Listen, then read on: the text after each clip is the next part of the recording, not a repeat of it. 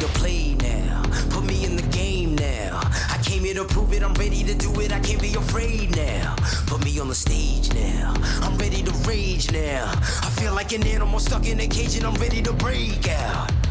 My time, none of you people can tell me to stop. This time, like the last time, you better get ready to race to the top. I'm ready to do this, show you what the truth is. I step on the field, it's time to get real, I'm feeling so ruthless. My time, none of you people can tell me to stop. Lower the lights down, hand over my crown, hand over my heart. I do this for my town, I do this for my crowd. So turn me up real loud. My time, none of you people can tell me to stop. Yeah. So what are you afraid of? Those feelings are made up. Get in the game, your moment of fame, show them what you made of. It's time that we stand up, it's time that we man up. For anyone asking who is the best, we putting our hands up. My time, nothing can keep me from reaching the top. This time, like the last time, I'm moving so fast, I'm ready to rise. I'm ready to throw down, it's time for the showdown. I'm ready to rise, don't be surprised, I'll take on the world now. My time, none of you people can tell me to stop. Lower the lights down, hand over my crown, hand over my heart. I do this for my town, I do this for my crowd. So turn me up real loud. My time, none of you people can tell me to stop. My time, none of you people can tell me to stop. My town, my crown, we know what it takes to be reaching the top. We're reaching the top, we're reaching the top. We know what it takes to be reaching the top. My time, none of you people can tell me to stop. My town, my crown, we know what it takes to be reaching the top. We're reaching the top, we're reaching the top. We know what it takes to be reaching the top. Lower the lights down, hand over my crown, hand over my heart. I do this for my town, I do this for my crowd. So turn me up real loud. My time, none of you people can tell me to stop. Turning the track up, I'll never go back down. Hand over my heart, I do this for my town, I do this for my crowd. So turn me up real loud. My time, none of you people can tell me to stop.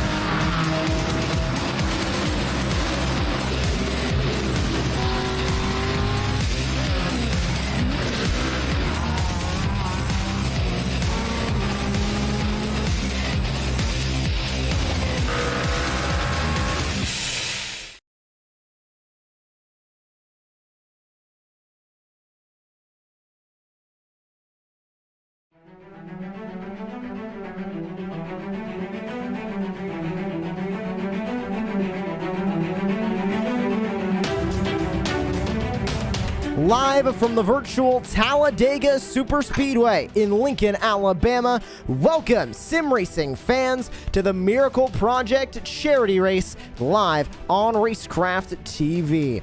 Happy that you all could join us on this beautiful Tuesday evening, wherever you're joining us here in the world. I'm your host, Joshua Lee. Alongside with me in the commentary booth is Peyton Hill. And Peyton, tonight, some of the best in iRacing are going to go racing around this incredible Talladega Superspeedway for 80 laps, all for charity. Yeah, not only is it for charity, which is so great, but it's Talladega. Like, this is one of the most exciting superspeedways that you could watch because of the wrecks and just the pure side-by-side racing that you can have in general. And of course, tonight, all benefiting charity, specifically the Miracle Project. And there's the info to donate, themiracleproject.com/donate. Also, the admins of this event tonight are having their own GoFundMe to raise money for the Miracle Project as well in the Shenandoah Shine charity race. That link is in the chat room as well that you can take a look at. Qualifying, about 2 minutes left as drivers continue to set in those lap times. And Peyton, what's really the key to getting around Talladega Superspeedway fast? Because single car, you're not as quick as the pack, but qualifying still incredibly important. Yeah, I've never been one to have the quickest qualifying time here at these super speedways, but I do know from watching the pros in the Coke series that you want to carry that momentum all the way through. You want to gain as much momentum before that final lap and just put it all in that last lap of qualifying. And I'm not good at it at all, but it is definitely fun to watch. So grabbing a look at the track facts here for the Talladega Superspeedway. Opened in 1969 and essentially became a racetrack because Bill France wanted a track that was bigger and faster than the Daytona International Speedway. So he found land here in Lincoln, Alabama, built the 2.66 mile, 4.28 kilometer track that is now known as the Talladega Superspeedway. We'll also grab a look at our race analysis for tonight. We'll be going racing for 80 laps, the same distance as you might have saw in the 2013's shootout to benefit the Juvenile Diabetes Research Foundation a couple of months ago here on Racecraft TV. Same people putting it on and a lot of the same faces that you'll see behind the wheel. Fixed setup tonight, fuel window looking at about 36 to 40 laps, so you can expect these drivers to anywhere past halfway to bring it into the pit lane and grab 4 fresh tires and a full can of Sunoco fuel and get back out on the track. 2 fast repairs also available tonight for those drivers in case they get caught up in a wreck. And here at Talladega, Peyton, it's not a matter of if the big one will happen, it's a matter of when it'll happen. yes, that is definitely true. Not only when will it happen, but where will you be? Track position everyone says track position is huge, yeah, when it comes to the end of the race, but when you're sitting in that 10th spot and those leaders get together and check up the field, that might not be where you want to be. So there could be a lot of things that happen in this 80-lap race, and I'm excited for it. Qualifying just wrapping up here on the track, and we'll get ready to take a look at our starting grid for tonight's race here from the virtual Talladega Superspeedway. Grabbing the pole here tonight, it is Matthew Lee, a great time of a 56.200. He'll start alongside Crystal King on the front row. Looking over to row number 2, it's Jacob Grenier and Andrew Navarro. Navarro, the winner of the last race here at Talladega in the 2013's shootout. Peyton Howell will start in 5th. Parker Collins is outside in row 3. It's Justin Botello, Brandon Pearl on row 4. And rounding out your top 10, it's Curtis Critchley and Garrett Wolfenbarger. Starting outside your top 10 is Clayton Kincart and Billy Gray, rounding out row 6. Row 7 is Colton Kinhart and S.E. Martin. And then in row 8, we have Brandon Pamitat and James Morgan. Row 9, you have Clayton Ward and Jariah Orts. You have row 10, which is Rick Spencer Walt and Joshua Abbey. In row 11, Bradley Wilson and Beladen Edwards. you have row 12, Garrett Delph and Herman Hart, and then in row 13, or we don't have a row 13. That's it. It's a We pretty do not, decent unfortunately. field. It is a decent field. 24 cars to line up, and technically 25 in the server. I will admit the iRacing UI got me a bit confused, and I went in as a driver. But I will not be racing here tonight. I am up here in the commentary booth to call all of the action down on the track as the field gets ready to roll off, waiting on Brandon Pomatat to make his way onto the grid. 80 laps await these drivers here tonight. Grabbing a look at our iRacing weather conditions here tonight. It's partly cloudy skies over the Talladega Superspeedway. 78-degree track temperature, 71 in the air, and only 2 miles an hour of wind to the north. So, Peyton, not the hottest track temp, but definitely not going to give them any favors when it comes to grip on those tires. Oh no, those grip at super speedways isn't definitely something that you think is needed, but when you start going 3 wide and entering the corners at those almost 200 mile an hour speeds or almost 190 mile an hour speeds, it does get where the tires might come in handy when you don't want to get into that wall. So field pacing their way through. And it looks like Matthew Lee is going to be dropping to the tail end of the field here. He was given an EOL penalty along with Crystal King. Now, I do believe, if going by the rule book from the last race, an extra donation will be made if Crystal King or Matthew Lee start from the back of the field and they come back to win the race. So both of them going for that. That'll move Jacob Grenier and Andrew Navarro up to the front row. Once again, talking about Andrew Navarro, he got the win last time we were here at the Talladega Superspeedway for a charity event benefiting the JDRF. He's back behind the wheel of that number 42 here tonight. Look for that truck to be incredibly quick. McConey set up shop on the back of that car along with CCGE. He's looking for another good day here from the virtual Talladega. Field pacing their way through turns 3 and 4 as we get ready to go racing. Peyton, any last-minute thoughts, any last-minute predictions of who's going to get this win? I don't know. Matthew Lee is always someone strong. I've heard stories about him, so he's definitely got. He has my eye on this race. He'll be starting from the back. Not a deal breaker here at Talladega. We've seen a lot of cars go from the back to the front at this racetrack incredibly often. Field makes their way back onto the front straightaway. The official iRacing pace truck down and away into the safety of pit lane. And it's time to send these cars racing from the virtual Talladega. They make their way through the tri-oval. The start-finish line placed down by turn number 1. Bill France wanted to sell more seats down by turn 1. So he put the start-finish line past the tri-oval. Green flag is in the air. We're underway at virtual Talladega. A beautiful start for the outside lane with Andrew Navarro. That was definitely something you don't see very often here, but I know that he had to start on the outside because Matthew Lee had to drop to the back, but look at already in the lead. Great start for the 42. Parker Collins going to be stuck on the outside there in the number 18. 4 on the car, 18 in the sim as everybody gets settled into this race. Already looking to go 2 by 2. One truck trying to go up to the outside. Navarro going to go up to cover that outside line. Definitive 2 by 2. The 20 truck stuck up on the outside line. Yeah, getting stuck on the outside lane is definitely not something that you want to happen when everyone's just all scrambled together, but he might be wanting to drop to the back after that one. Side by side up front. It's Jacob Grenier on the inside, Andrew Navarro on the outside. 5 rows, 2 by 2 as they roar past the start-finish line here to complete lap number 1. Back into turn 1, still 2 by 2. Everybody nose to tail, fighting for positions as they roar back to the super stretch. These long straightaways make for getting that outside lane just to have a pretty decent run off the corner. And that third lane will definitely come in handy as you can see it's starting to already form. Those long straightaways definitely help those outside lanes.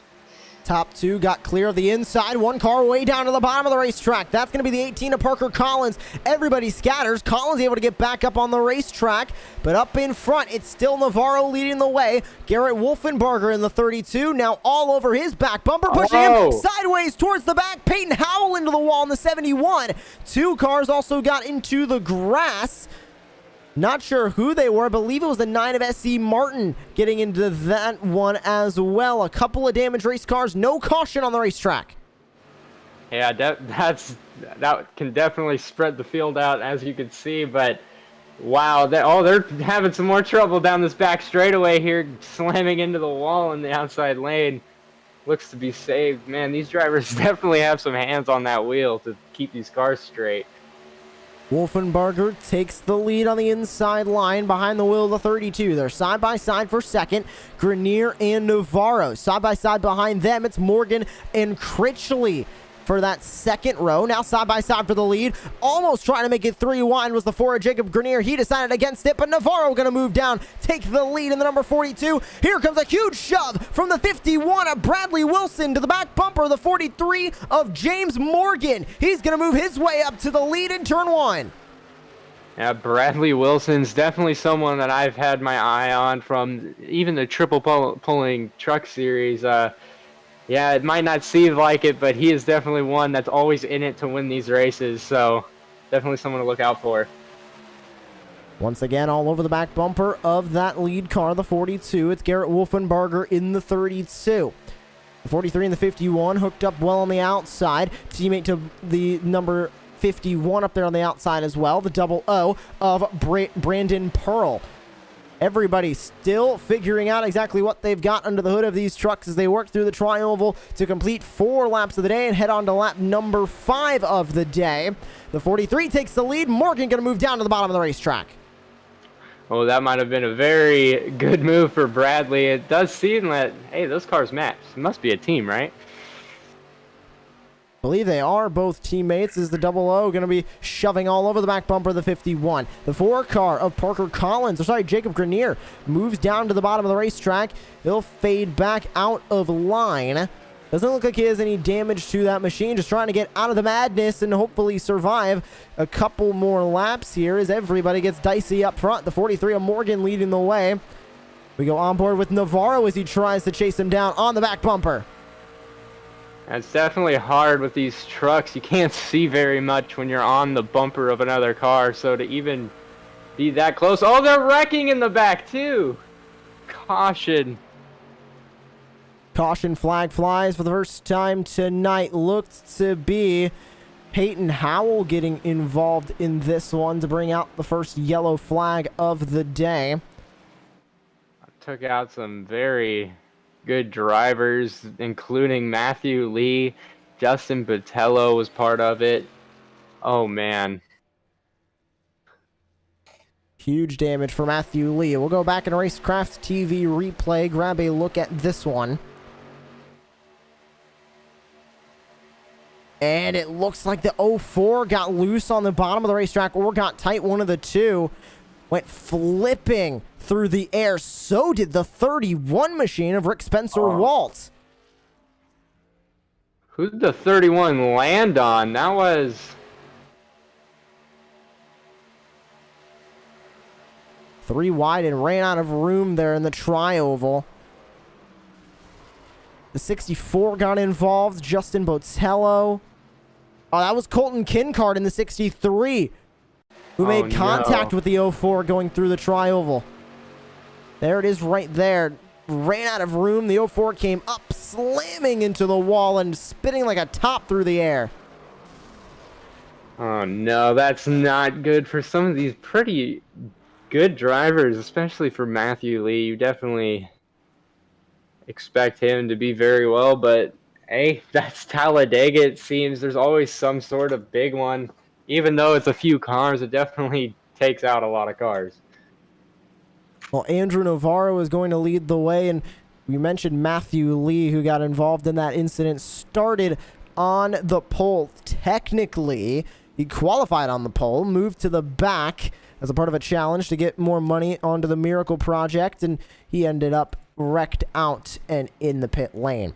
2 to go before we go back to racing. Want to remind you that you can donate to the Miracle Project directly, themiracleproject.org/donate. You can also click the link in the chat room to the GoFundMe page for Shenandoah Shine, and you can donate to the Miracle Project through them as well. Working lap number 7 of 80 here at the virtual Talladega Super Speedway. We'll grab a quick break here on Racecraft TV, but when we come back, it's more green flag action from Talladega.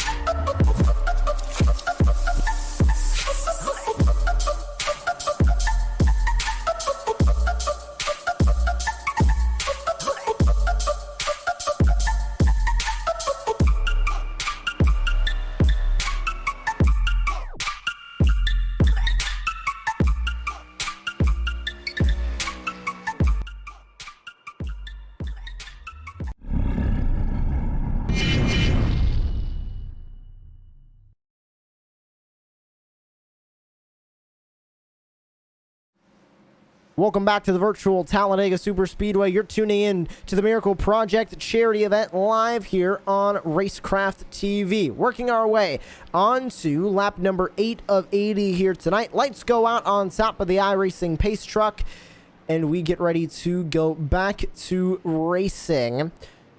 And Peyton, we've seen one caution here tonight, currently about to restart off of that first caution.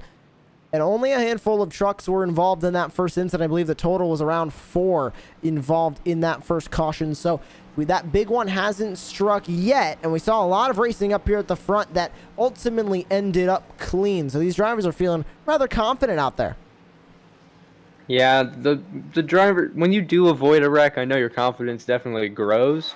However, to avoid a wreck like that, yeah, feeling confident is almost an understatement. Especially for your leader, Andrew Navarro. And Navarro leading the way in the number 42. Great start to the day for him. As he started only a handful of positions back. Technically started in 4th, but it was moved up to the outside of the front row. So a good day so far for him behind the wheel of that number 42. And you can see on the top of that car the Road to Pro symbol. Navarro trying to go to become one of the eNASCAR Coca-Cola iRacing Series drivers. I believe he's in the top 70. Do not quote me on that. But if he is, then this week he'll be into the second round of the eNASCAR Road to Pro qualifying iRacing Series. And hopefully we'll see him in the Coca-Cola iRacing Series come in 2022. But he'll lead the field back to green. To his outside, it's Garrett Wolfenbarger in the 32. The 27 Curtis Critchley will start in 3rd. To his outside, it's Parker Collins in the number 18. And rounding out your top 5 is Clayton Kincart in the number 77. iRacing pace truck back down into the safety of pit lane. Failed to work their way through the long tri-oval. Now, technically, iRacing leaders have the option to start either when the pace car pulls down into pit road or on the green flag or anywhere in between. Looks like Navarro is going to stack the field up, wait for that green flag to be waved by Barney the Flagman, and it should be waving about right there. We're back underway at Talladega. Yeah, like you said, you definitely want to wait for those, just to stack those drivers up. As soon as you get spread out, your lead becomes very It might become long, but the draft actually does not help you in that case. People can just drive right by you. So very smart by Andrew not to just to stack the field up until you actually have to go. Everybody gets up to full song coming down the super stretch, and you can see already 2x2 up at the front. Wolfenbarger with a lot of help to the outside from the 18 of Parker Collins. He's looking for the lead as they race back into turn 3. The 32 able to just barely edge out the 42, but not able to get clear enough for the lead. 5 cars outside, 5 cars inside, and it looks like those 6 cars actually on the inside are proving well, as hopping up to the outside line goes Curtis Critchley for the lead. Yeah, Curtis Critchley, I do believe he's the team owner of his own team. However, that was a very aggressive move, and he made it work on the outside. But to get clear is also another story, as Andrew Navarro stays side by side, just has the nose on his quarter panel to where it's not going to work. Joshua Abbey leads a group of cars, 2 to be specific, now about 3 up by the wall on the very outside of the racetrack, looking to gain positions as they're on board with him now. The Texas driver looking to work his way further up through the field in that number 5 Toyota Tundra. He's working the outside line with his teammate, the 51 of Bradley Wilson, in tow. Yeah, the 51 of Bradley Wilson, definitely not afraid of that outside lane, but as you see the other 4, I can't tell you which 4 it is. It's one of the 4s out there, jumps up into the outside to try to lead that. That was Jacob Grenier in the 4. The 4 in sim, the 4 in the timing, I should say. The 4 on painted onto the car is of the 18 of Parker Collins. So number not matching the timing number, that's okay. That's all well and good. It's just remember that that number 4 KBM truck is the number 18 on our timing here today. Andrew Navarro still leading up in front, and you can see the 32 all over the back bumper. Oh, and turn around! Second place gets turned hard into the wall. Goes the 77 of Clayton Kincart. He collects a handful of cars. Caution back out here at Talladega. Oh no, that's a few cars that might have an early end to their night already. Oh, tough luck for some of these drivers. Here's how it started. The 77 of Clayton Kincart down into turn 3. It looks like he just got a little bit too far up the track. The 43 taps him. Oh, the 13 involved. Somebody goes flying into the air. I'm not sure who went flying into the air, but it was a harsh wreck for everybody. Here they are coming down the back straightaway. You can see this develop as they enter into turn 3. It just looked like the 77 got a little bit too far up the track, started to blend with the middle line, and just the slight hook from the 43 there. Around he goes, hard into each other. That was a 24 that got flung up into the air. Not only flung up, but slingshotted by the catch fence. Well, that puts us under the second caution of the night here, and taking out a handful of pretty good cars. Handful of cars going to grab a wave around to move all the way to the back. And you can see Andrew Navarro in the 42, still your race leader as we work on to lap number 12 of 80. They'll put lap 12 behind them as a handful of cars bring their way down into pit road, spearheaded by James Morgan in the 43. And it looks like also bringing themselves down pit road, Brandon Pomatat in the 21. Crystal King is coming down into the pit lane. Clayton Ward, Jacob Grenier, Joshua Abbey, Bradley Wilson, and more all coming in for their first pit stops of the night. Yeah, their first pit stops, but also losing maybe a tad bit of track position. And as we could see, if you were one car back too far, you could have been involved in both of those wrecks. Handful of drivers taking, looks like either fuel only or 2 tires. I believe it was fuel only for Pomatat and King. It was 2 tires for James Morgan in the 43. Another fuel only for Bladen Edwards in the 72. 4 tires for Grenier, Abbey, Howell, and it looks like Clayton Ward got damage fixed. They had an extra long pit stop. S.E. Martin with 2 tires, and Clayton Kincart grabbing a fast repair. He took also 4 tires on that stop as well. Only 4 drivers have stayed out on the racetrack tonight. That's Andrew Navarro, Curtis Critchley, Garrett Wolfenbarger, and Parker Collins. Those 4 have not yet to come into the pit lane. Yeah, pitting's going to be interesting. I don't know. There might be waiting for another caution or for a little bit longer of a run. It's hard to say, but pitting strategy is kind of huge at super speedways. I've definitely been in the fuel saving, and when you're trying to fuel save, you don't want to be leading. I know that much. And fuel saving when you're leading really does not exist, because out in front, you're not lifting at all. You are flat down on the throttle the entire way around. You're you're pacing for everybody in the field. So it's definitely not an easy thing to try and save fuel. You need to be back in the pack to do that. Yes, definitely being back in the pack gives you the advantage on the saving fuel, but trying to make it anyway from the back is also very difficult. It's a difficult game to play when you're trying to play with fuel.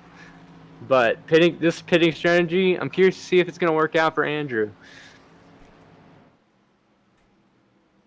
So they work their way through the tri-oval. Lights should go out on the iRacing pace truck this time by. And we'll be going back to racing next time by the start-finish line. Once again, we'd like to remind you to donate to the Miracle Project. You can donate at themiracleproject.org/donate, helping people with autism and other developmental issues be able to express themselves in different ways. So make sure that you donate to them. They are doing some fantastic work here in the world, and it looks like $100 donation from somebody, as we learned from one of the league admins, Dan Galant. Thank you so much for that $100 donation. And you can also donate through Shenandoah Shine, the team that is putting on this event. You can donate through them at the link in the chat right now. It is a GoFundMe link that you can see right under the Miracle Project direct donation link. You can donate either way. All proceeds are going to the Miracle Project here tonight. Field 2x2 down the super stretch here at the Talladega Super Speedway. Now Andrew Navarro choosing the outside line for the restart here, Peyton. He had the outside line on the initial start of this race, and that's how he got the initial lead of this race. So doesn't seem like a terrible idea from the 42 to start back up on the outside line. Yeah, definitely not a bad idea. It gives you a better run, plus he might have gotten a little bit of a scare as I believe it was the 32 got a nose on him in the last restart. So that outside lane definitely has a big advantage. Well, here we go. The field going to work their way back to the front straightaway, and the official iRacing pace truck will make its way into the pit lane. We'll be going green onto lap number 15. It's Navarro out in front, Curtis Critchley in second, then it's Garrett Wolfenbarger inside of row 2, Parker Collins outside of row 2, and the number 3 of Billy Gray on the outside of row 3. Inside of row 3, it's the 00 of Brandon Pearl. Here we go, getting ready to go back to racing from Talladega. The second restart of the night after the second caution. Going on to lap number 15 of 80 on the night. Closing in on halfway home. Andrew Navarro back on the gas, and we're underway. Yeah, that's a very big lead for Andrew. That might not be quite ideal for a super speedway, but it doesn't seem that anyone's going to get crazy clear on him when they come back to his bumper. However, side by side for second place, and that 18 Parker Collins, the 4 or 18 in our timing scoring sheet, getting by and taking the lead. Fully clear as well down this back straightaway. Wolfenbarger was clear for a moment, did not decide to pull down to the bottom of the racetrack. That will mean Parker Collins still leads the way, but Collins did not leave the 32 up there alone. He stayed with him, which means he's going to lose the lead now to the 42 of Andrew Navarro. Navarro back on the inside to rally back for the lead. Help with Curtis Critchley behind. And it looks like he's also got the 21 of Brandon Pomatat in tow. Definitely a big battle here for the lead, and like I said, leading might not save as much fuel, but right now I guess it doesn't really matter to these drivers. They're trying to go for the lead as soon as they possibly can. And you can see the third lane even forming. It might not be the strongest with these trucks, but it definitely works when you really need it. And you get someone that's really good at pushing, and by the looks of it, it looks like Justin Botello is on the is pushing the lead car in that third lane, and really doing a pretty good effort up there as by the looks of it. 3 by 3, multiple rows deep here at the Talladega Super Speedway. They get a little bit squirrely. They're able to save it. Everybody fighting for track position right now as they enter the tri-oval. 3 wide for the race lead. Here comes the 278 of Crystal King all the way up by the catch fence. They tap the wall. They make contact with each other as well. They're going to fall back on the outside, back to 2 by 2 in the lead pack. Wow, what an effort for that outside lane. Definitely proves that that outside lane can form and make progress, but with having the right person leading and pushing, it all can go wrong or it could go into the right way. Things like this is why I love Talladega. So Navarro back out in front. Outside line is fully fizzled out. Now the middle line becomes that outside line. Nobody by the catch fence. Now that outside line runs right in the middle of the racetrack. We've seen it before in real life, Peyton. You can fit 4 cars on this racetrack, but 3 is still daring, and these drivers daring to do that on lap 16 of all laps, racing like it's the final one as we go 3 wide once again for the race lead. Parker Collins going right up to the outside. He's got help from the 32 and the 77. Curtis Critchley in the middle line. Andrew Navarro leads the inside as they work back to the super stretch. Yeah, like you said, 3 wide is definitely daring. It might look like there's a lot of space coming from some of these camera views, but when you're in the car, it is definitely not that much space. You feel like you are door to door when you're driving these trucks. Back to turns 3 and 4, still 3 by 3. It's still Collins leading that outside line. Critchley lost his help for a moment there. Brandon Pearl going to come back to his aid on that inside line. Moving up the racetrack now as a handful of cars to the middle line. Now goes the 4 machine of Jacob Grenier. Brandon Pometat in the 21. Now to the back bumper of your race leader, Andrew Navarro. Turn. The big one at Talladega strikes in turn 1. Multiple cars around. That was definitely half the field there, and your race leader, Andrew Navarro, taking a huge hit. Wow. Half the drivers, people are having to jump to pit road. Here's how it started. Now they do have fast repairs to their disposal that they can use. Oh, somebody got flung right up into the air. That was the number 18 of Parker Collins. I got absolutely flung into the air. Now, they do have 2 fast repairs available for them. So it's not going to be the end of the day for any of these drivers, Peyton, but Oh, okay. it's not going to be good either for those drivers that needed to tow because they're wasting time to tow back into the pit lane. Yeah, if you can't get your car back to pit road, that is definitely a lot of time wasted on just trying to tow back. You could definitely go a lap down. Now, we've seen it before that drivers aren't, I guess, a struggle when you're a lap down because you could definitely bring it back up, but you need those cautions to come back. Grab a look on board with Curtis Critchley. This is where it looked like the wreck originated from. Just looked like he got on the back bumper at Grenier in the 4 just at the wrong angle. And that sent him around. And when it happens right at the front of the pack like that, nothing anybody behind him could do. Now, like I said, that track position, if you're sitting in 5th and those leaders wreck, you have nowhere to go. You almost want to be in the back of the pack in the first couple laps of this race, but it happened almost starting in the middle of the race. Unpredictable here at Talladega, and that is pretty much what Talladega is known for. So a handful of drivers going to make their way into the pit lane to grab those fast repairs. And a handful of other drivers going to make their way into the pit lane as well. It looks like the 21 of Brandon Pometat is in. The 3 car is in. The 4 of Jacob Grenier is in. Wilson is in. Clayton Ward is in. Everybody else, Matthew Lee stays out on the racetrack.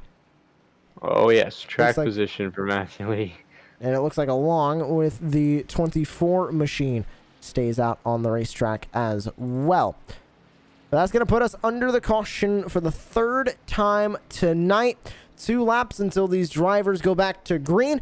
We'll grab a break here on Racecraft TV, but don't go anywhere. More green flag action when we return from the virtual Talladega Superspeedway. And the way they've been racing, you do not want to miss any action when it's under green. You're watching the Miracle Project charity event live on Racecraft TV.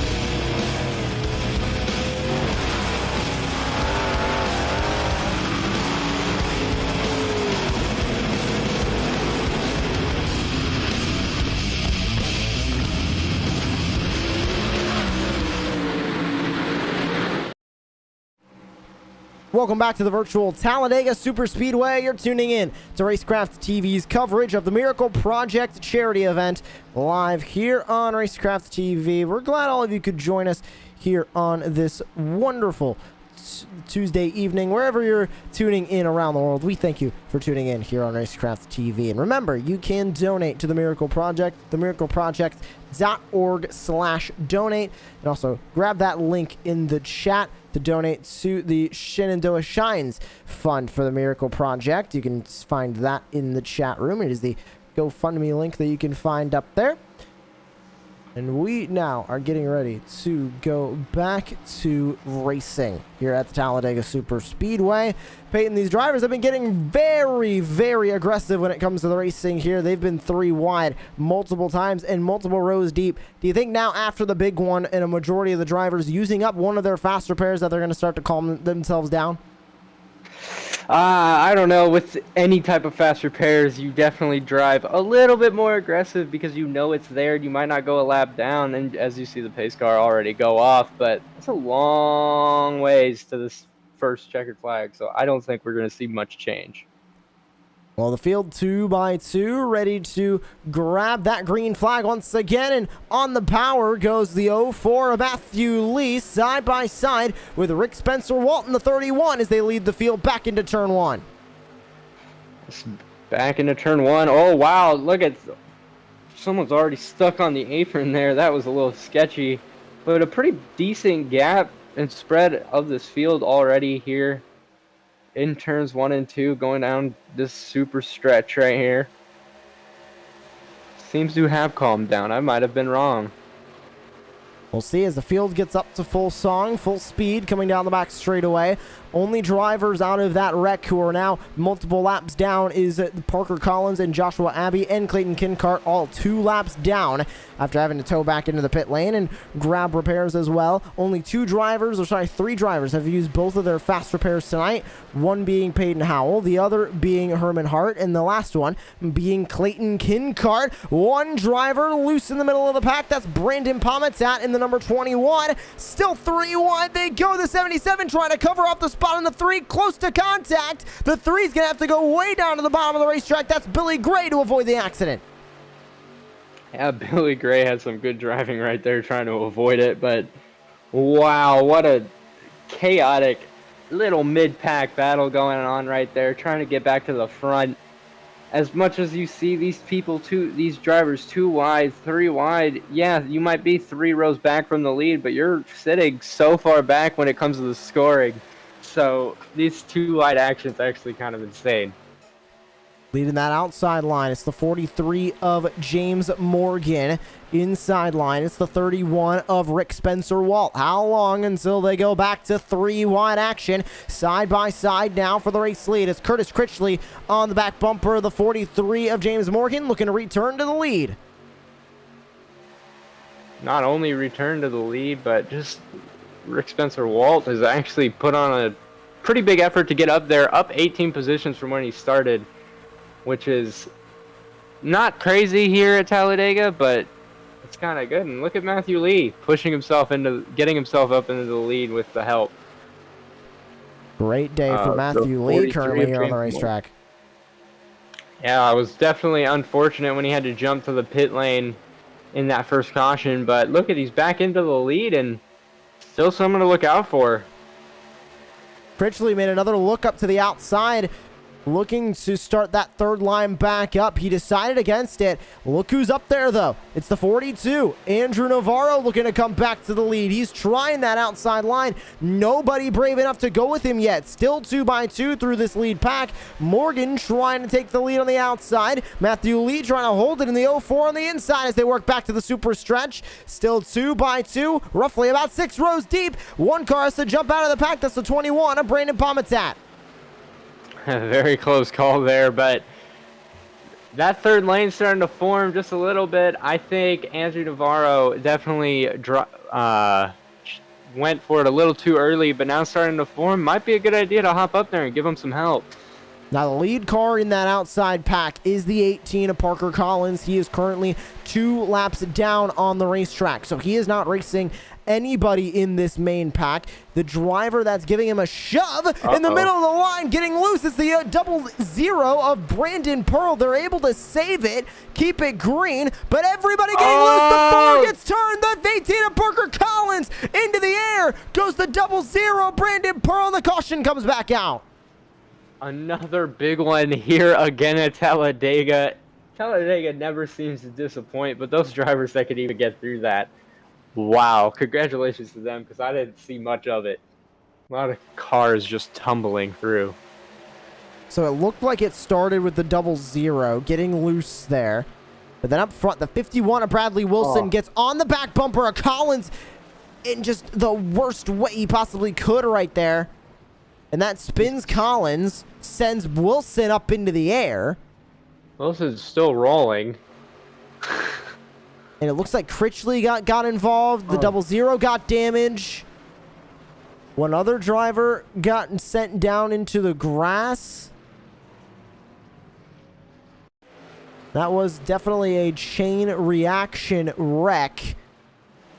Looks like the 63 of Clayton Kincart with damage. Clayton Ward got damage. A lot of drivers getting damage. The only one that seemed to be completely in the clear with that was Matthew Lee. He didn't get a single scratch, didn't have to swerve out of the way, but everyone behind him definitely had to avoid something if needed. On board the 63, Colton Kincard, he has used both of his fast repairs so far tonight, so we'll have to get this damage fixed. On pit lane, you can see him fold in front of him, nowhere to go, as he slams into Andrew Navarro up in front of him. Still avoiding those tumbling cars. Definitely avoided something could have been way worse for Colton, but he definitely got through what he could, especially with nowhere to go. So that puts us under the fourth caution of the night, lap number 28 here at the Talladega Super Speedway. Matthew Lee going to lead the field.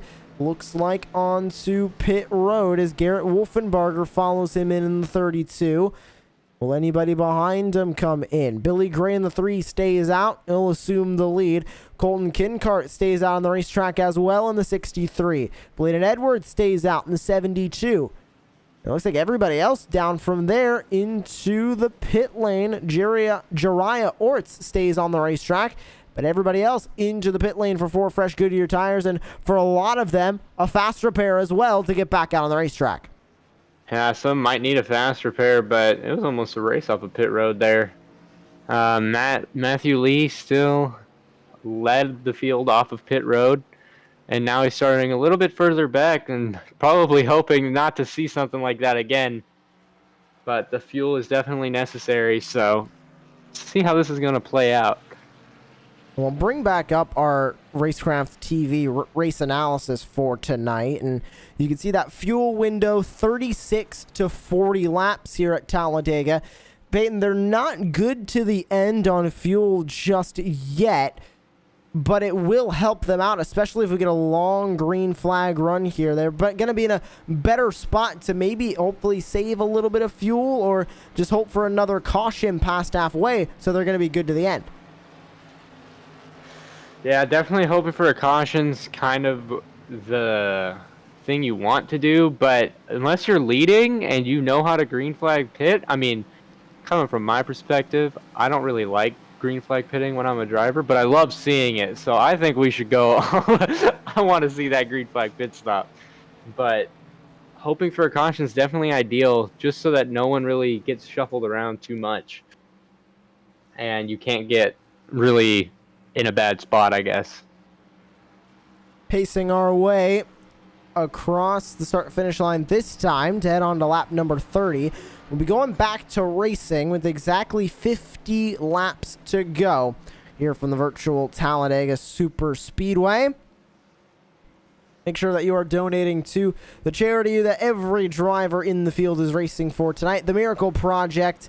You can donate to the Miracle Project at themiracleproject.org/donate. You can also donate to the GoFundMe link that is in the chat as well. Shenandoah Shine, raising money for the Miracle Project as well. And every single penny is going to the Miracle Project here tonight. If you want to know more about the Miracle Project, you can enter their website, themiracleproject.org, or if you want to listen to me talk here for about 30 seconds, the Miracle Project supports and nurtures and inspires children, teens, and young adults with autism and other developmental disabilities, as well as their families, through innovative socialization skills and transformational life-building protocols. They are dedicated to providing a positive and nurturing environment for individuals with autism and their families while building a community of knowledge, acceptance, and joy. So once again, if you would like to donate, themiracleproject.org/donate, or click the link in the chat room to the GoFundMe page for Shenandoah Shine. All proceeds are going directly to the Miracle Project. Field pacing their way onto the Alabama Gang Super Stretch at the Talladega Super Speedway. 50 laps to go when they come across the line to retake the green flag. And Peyton severely cutting down the order here, as there's a lot of drivers single file, and every driver single file here back from the 2x2 are drivers that came in under a closed pit lane. So these are all drivers that were involved in that last accident that had to come into pit lane quickly. Yeah, my coming down pit road at when it's closed definitely isn't ideal for what you want, but sometimes you have to, and I think it might actually help this field not wreck again. So it might be a good thing more than a curse. We'll see when that next wreck happens. We'll not say if. For Talladega, we're going to say when it'll happen. 50 to go, and they come across the line and retake the green flag. It's Billy Gray now in the lead for the first time tonight. Great run for the number 3 machine. Started back in 21st, now finds himself at the head of the field at Talladega. Colton Kinkart to the outside in the 63. Jariah Orts in the 24 sits in 3rd. It's Matthew Lee in 4th in the 04. And 32, Garrett Wolfenbarger to the inside of row 3 in 5th place. Here we go, getting ready to retake the green flag here at Talladega. 50 to go, and on the loud pedal goes the 3 of Billy Gray as the green flag comes back out, and we're back underway. Oh, the 24 is a little loose. He's swaying back and forth, still swaying back and forth. I don't know what if that's like a block tactic or what, but he might have gotten a little loose coming off that restart help from the 32. But side by side, already challenging for the lead. This outside row is, wow, we're going 3 wide too off of 4. Huge run for the 04, Matthew Lee, and a lot of help from the back bumper of Andrew Navarro. They shove their way to the lead. It's Matthew Lee and Andrew Navarro tucked up side by side for the race lead. They will take it heading back into 3 and 4. What a push from Andrew. Definitely getting Matthew Lee into the lead, but with a significant gap too. Gives him some room to breathe if there's a wreck or whatever you may see in this type of racing with this very tight pack. But the racing behind them is just as good as it was for the lead. And wow, they're pushing very tight on each other and not pretty much bumper to bumper all the way through. 3 cars out in front, breaking away slightly. Now Colton Kinkart will clear that outside line. It's the 278 of Crystal King falling on the outside. Now a couple of cars starting to peek their way up there, led by Justin Botello in the 64. We've seen a few drivers through here just from hearing stories and all that, but these drivers are clearly playing it safe now that some of their fast repairs are gone. You could see that they've lifted a few when there's someone making a mistake. Not as aggressive, I guess I could say, for at least this moment. And there you can see Andrew Navarro on the back bumper of the 04, not making a move. Both of these drivers, teammates as well, working together up at the front of the field. 00, Brandon Pearl finds himself in 3rd, tail end of that lead line. Here comes Colton Kinkart and Garrett Wolfenbarger back to the back bumper of the 00. The 20 on the outside line leading the way. That is 20 in the game, 64 on our timing. That is Justin Botello with Billy Gray in the 3 all over his back bumper. Now look at Justin Botello moving his way up and up, slowly but surely, being helped by that 3. Not quite challenging for the lead, but definitely good positions for Justin Botello. And Matthew Lee still leading. Great day so far for Matthew Lee. Went lowest of 24th. He took a challenge on that front row to fall to the back, and if he wins this race, it's more money going towards the Miracle Project, and right now, that's looking pretty well for him as he leads the way. Andrew Navarro tucked on his back bumper, just riding there in 2nd place, but Botello wants the lead, and he's gaining a line behind him. It's the 3 of Billy Gray, the 278 of Crystal King, and the 19 of Clayton Ward joining him on that outside line. Outside lanes definitely starting to form, but it's going to take maybe a lap or two to get up to the leader. So you almost want to save how hard you're pushing if you're Andrew Navarro. On board with the 64, Justin Botello. He is right on the door of Andrew Navarro right now in the 42, looking for the race lead as they race down the Alabama Gang super stretch. side by side for second. He'll now go side by side for third as the outside line fizzles out coming down the straightaway. Yeah, outside lane definitely lost a little bit of momentum there. Might have been how hard they were pushing on the inside lane. But Justin Patello is now going to just tuck in behind the top three here and probably try to be content. Oh, he's going to try to get that run down the outside stretch without any help. But Matthew Lee still holding strong with Andrew Navarro and the 0-0 of Brandon Pearl. Oh, going back up to the outside goes Botello in the 20. He's going to find a little bit of help. The 5 car, Joshua Abbey, now going to try and come to his aid on this outside line, and he will get there. Abbey finding himself up here towards the front for the first time tonight. Gave a little bit of a shove to Botello up in front. They go side by side coming down the straightaway for that 4th row. Now the 5 going to be even with the 0-0. His teammate Brandon Pearl on the inside on row 3 as Botello might be able to make a run for the lead as the 5 cars now go up on the outside line. It's King, Ward, and Gray joining him on the outside. That outside lane is definitely starting to form. Definitely going to be able to challenge for the lead here shortly, as you can see the little gap on the inside row after that 3rd car. Any type of car that has a gap might be slowing your little lane down. But that inside lane is obviously so strong because of how long it is. And it's definitely hard to make those passes on the outside. Wolfenbarger in that number 32, tucked in behind Colton Kincart there. Wolfenbarger's been up here in the front pretty much the entire night. He got caught up in an incident earlier on tonight, fell back into 17th, but now running really well out there on the racetrack, tucked in behind Colton Kincart in that number 63. Outside line fizzles out again as these top 3 here, Peyton, are really pushing each other and shoving their way to the front. They have been able to have a stranglehold on this lead right now, not letting it go to anybody on that outside line. Yeah, definitely pushing very hard on this inside lane, not letting anyone get any type of pass on that from that outside. However, they have to worry about their engine temps. I'm not sure how much grill tape they got. However, it does affect how much heat you're getting in that engine bay. And if it gets too hot and you blow up, you could take a huge chunk of these cars with you.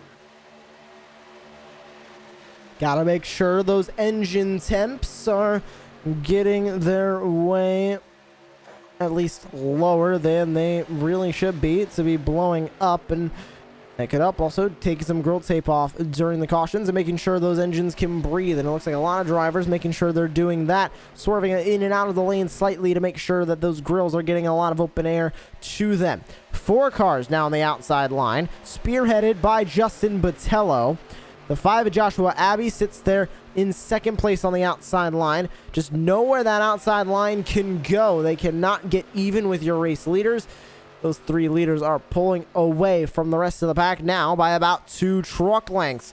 If we look further back, a handful of drivers in a line back here, a spread out line. It's led by Garrett Delph with Jacob Grenier, Clayton Kincart, and Jariah Oates back here as well. They're starting to form their way up into a line. They might be able to make a run at this lead pack if they get formed up right.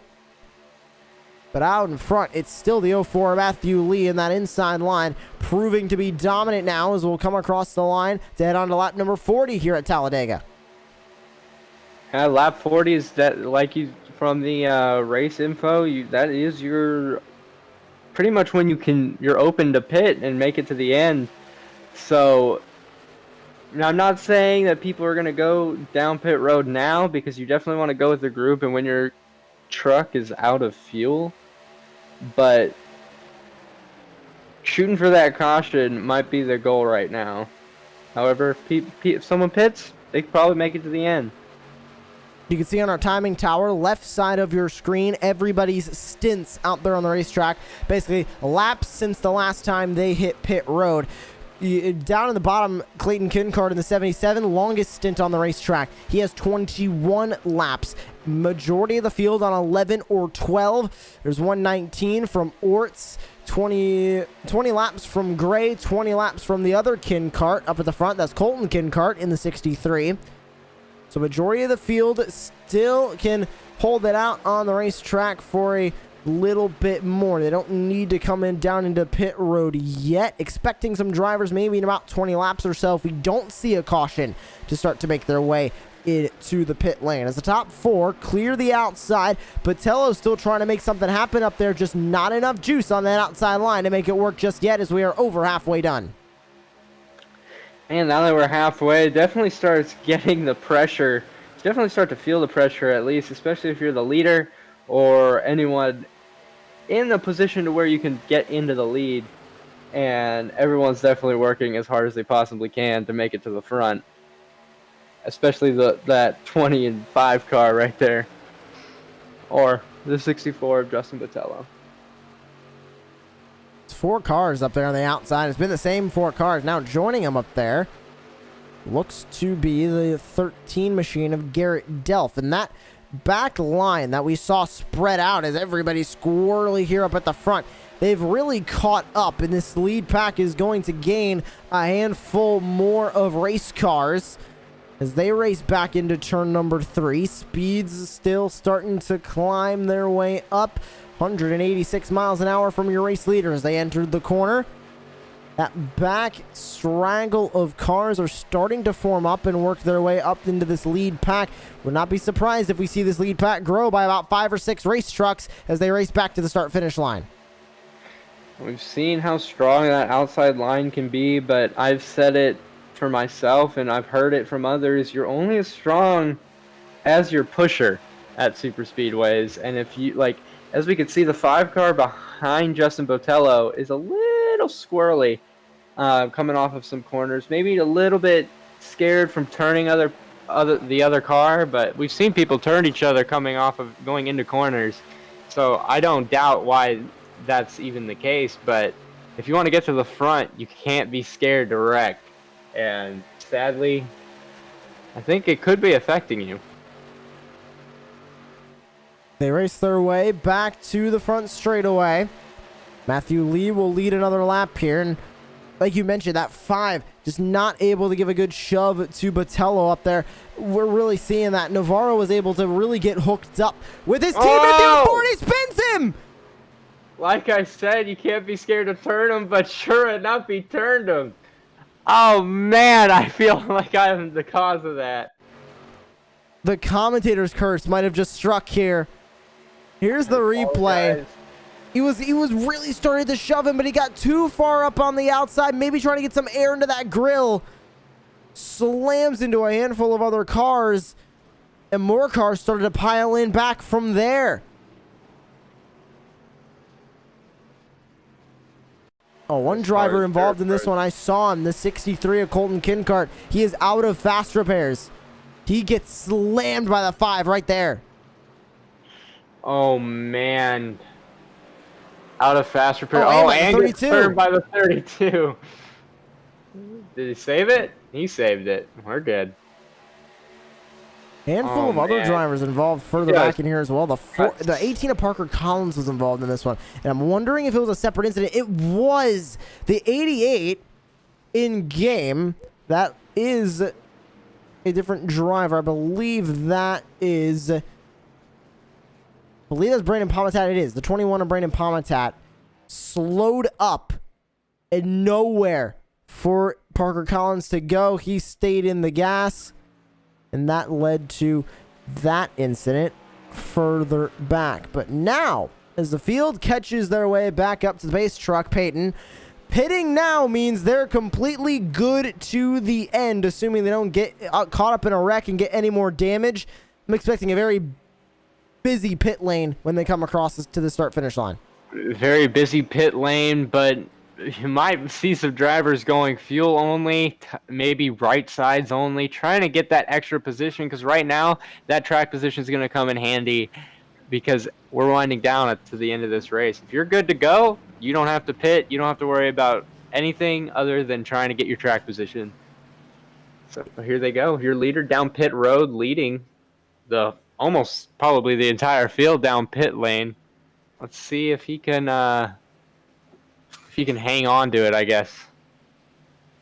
Looks like the entire field, by the looks of our timing, nobody missing out on this one as they are good to the end on fuel after this pit stop. It looks like exactly what you're saying, Peyton. Fuel only from the 04. Those jacks aren't going up. Same thing for Navarro. Navarro's out. Same thing for the lead. And Navarro might have just won that race off pit road. He accelerated very hard off of pit road. And with his tires just hooked up. Oh, he didn't get it, I don't think. Oh, no, he did. Did he get it? I think he did. I think he got it. So Navarro with a great win off pit road. That might be the moment of the night right there to take the lead. Pure acceleration. Wow.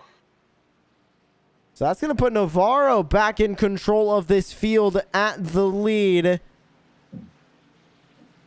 And man, that could very well affect the running of this race. Oh, wait, what is Matthew doing? Did he speed off pit road? That could very well be possible. He's falling to the back. That could be devastating for this race, especially with how well he was leading and how well he was hooked up for the lead. Andrew Navarro not only didn't speed off of pit road, but he has to come to a stop and let everyone pass him. Oh no, Grab a look on board, and we do have the ability to show everybody exactly the speed here. So we'll pull up our timing tower here. Okay. And we got the onboard. No, it shows live miles an hour. Never mind. It shows the live miles an hour, but we can't see the RPMs Here, at I least. can check too. I'll check right now. So the speed limit on pit road, I believe, is 55, right? I believe it is 60 in iRacing. Is it 60? Believe so. I believe it's 60 on the older. It's 5+ on the older tracks, 5 the normal speed on the newer tracks. So it would be 60 here at Dega. As he entered, he was at 55 miles an hour. I don't know if he sped. He's back up into second place on the outside of the front row. Okay. Not sure why he was stopped there. That Maybe could he had to be go get interesting. a snack. Could it have been a hardware issue, maybe, Peyton? Maybe it could have been a hardware issue to just stop so that things didn't go south. But all said and done,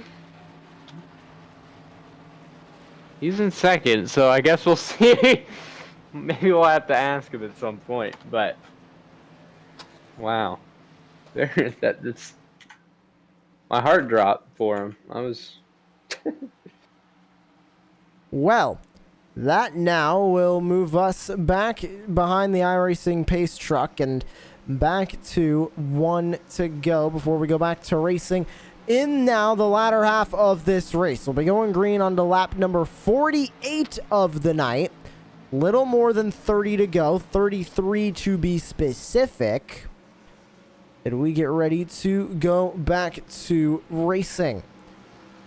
And an announcement was actually just made by one of the sponsors of this race, Martin Sports, now the official merch partner of the logo you see on the back bumper of Andrew Navarro's number 42, McConey Setup Shop.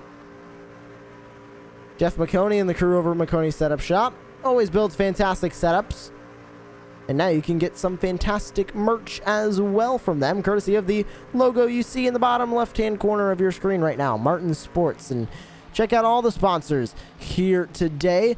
You can check them all out looking at the bottom left of your screen. All of their logos will be scrolling their way past, and you can check all of them out. We get ready to go back to racing. It's Navarro, Lee, Pearl, King, Ward, your top 5.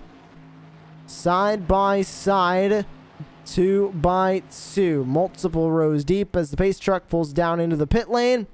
Ready to go back to racing here from Talladega.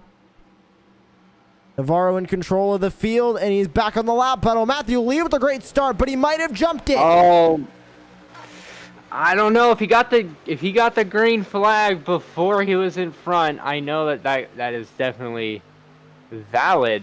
However, we will see. That was incredibly close. If it was good, that was a perfectly timed start. If it wasn't, he's going to be pulling down into the pit lane. Guess we'll find out when we come out of 4. He's got the 42 of Andrew Navarro tucked up on his back bumper. Botello going to fall up against the wall. He falls way back to the tail end of the outside line. Now leading the outside line, it's the 278 of Crystal King as they come back to the front straightaway.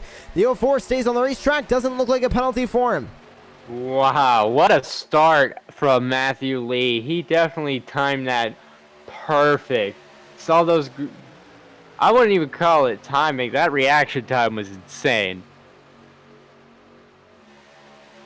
He still has a mirror full of the 42. Navarro tucked up, not letting him go. The 00 still sitting there in third. That's Brandon Pearl. Look at Crystal King, though. Side by side now for second place with Navarro. Full bumper of Garrett Wolfenbarger as they try and shove their way to the race lead. King's going to be side by side for the lead as they enter turn 3. Wow, side by side for the lead is definitely something to prove when you're up against these Andrew Navarro and Matthew Lee. Those two drivers have been hooked up for a while now since that last caution, and we saw how hard it was to get past them, and this might be it right here. They've clearly showed the skill that they could get there, but it's getting it done that might be the hard part. Side by side, more cars in the outside line now, but it just does not have the momentum that the inside line does, specifically here in these NASCAR Truck Series trucks. Will they be able to get a good momentum down the back straightaway? They're not. That inside line prevails. 4 cars down there. It's Lee, Navarro, Pearl, and Ward down on the bottom of the racetrack. Leading the way on the outside line is Crystal King. Then it's Garrett Wolfenbarger. Bladen Edwards joining in the 72. Justin Botello, Billy Gray, Brandon Pomitat rounds out the 6 cars up on the top of the racetrack. 4 cars inside in the lead pack. Those 4 cars, there's definitely not a lot of cars on that inside line, but they seem to be pushing their own way as the 32 is just on the bumper of the 278 of Crystal King. Back through turn 2 onto the super stretch once again. King still leads that outside line, just not able to go anywhere. They get side by side for second, maybe third, and then fizzle back out on the outside line. They're just not able to get around these race leaders. The 04 doing a great job at defending this race lead, and everybody in this bottom line now joined by Justin Botello, also joined by Billy Gray in the 3s. 6 cars inside. Make that 7 as Brandon Pomitat comes down there. Make that about 10 as the cars further back straggling are starting to catch up. Gray moves back up to the outside. 4 cars on that outside line. Now the 00 Pro gets loose on the inside coming out of the tri-oval. Ooh, getting loose might not help that inside lane. Let's see what this is gonna even up. If this outside lane can hold up with this inside lane that's just constantly growing and forming stronger, is definitely something that an achievement in itself. But they need more cars on that outside lane to have a chance and to be pushing even harder, just as hard as Andrew Navarro. Looks like some possible connection issues for Clayton Ward. We might have lost them. We'll keep you updated on that. Andrew Navarro still in second place in that outside line. Fully fizzling out now as Crystal King starts to fall back. But Pearl loose again through the middle of the tri-oval. He goes all the way down to the apron to save that car. Hey, Brandon Pearl, he is saving that car nonetheless. He's definitely keeping it together. However, constant mistakes like that definitely could add up and cause some sort of wreck involving himself, so got to keep an eye on that, how loose you get. Probably doesn't help that he probably hasn't gotten tires in a minute. Back into turn 3. We're inside of 30 to go now. When they come across the line, it'll be 27 laps to go here from the virtual Talladega Super Speedway. Time starting to wind its way down, and this lead pack now inside lane dominant. You can see a lot of drivers not really formed up from the back of this lead pack. If they can get formed up, we could very well see that 3 wide that we saw earlier in the race. But Peyton, these drivers might be trying to save their stuff to the end. A handful of these drivers up at the front, including that 00 of Brandon Pearl, including the 32 of Garrett Wolfenbarger, including the 72 of Bladen Edwards, including the 64 of Justin Botello, have all used their 2 fast repairs on the night. They have none left if they get caught up in an incident. Yeah, but that definitely doesn't prove, like, we've seen these drivers, they drive in every official series. I'm looking at all their license classes. They've driven an official series. They know what it's like to drive with no fast repairs. They don't drive any different. They definitely have to drive just as aggressive as they would to have a fast repair, to have a chance at this. As we look at the outside lane, already challenging for the lead, with Justin Vitello pushing the 278 of Crystal King. Can King make another run at the lead? Botello right on the back bumper. They're going to have help from Garrett Wolfenbarger as well in the 32. Back to the Alabama gang super stretch. Can King have enough momentum? Huge shove from the 20. Side by side for the race lead with the 04 Matthew Lee. Lee on the inside. King outside. Can King clear him heading into turn 3? Not able to. Still a mirror full of Botello. Now Wolfenbarger, Gray, Palmitat at the tail end of that outside line. 5 outside, 4 inside as they work back to the stripe. Yeah, they're definitely bumper to bumper coming down to this stripe, trying to do everything they can. Look at that nose all... Oh, that outside lane almost has them, but just not enough. Can't get clear, but that time was led by Crystal King, and it shows that you can win the race from that outside lane. Doesn't matter if you have to clear them. It just matters that your nose is in front of that leader when it comes to that special final lap.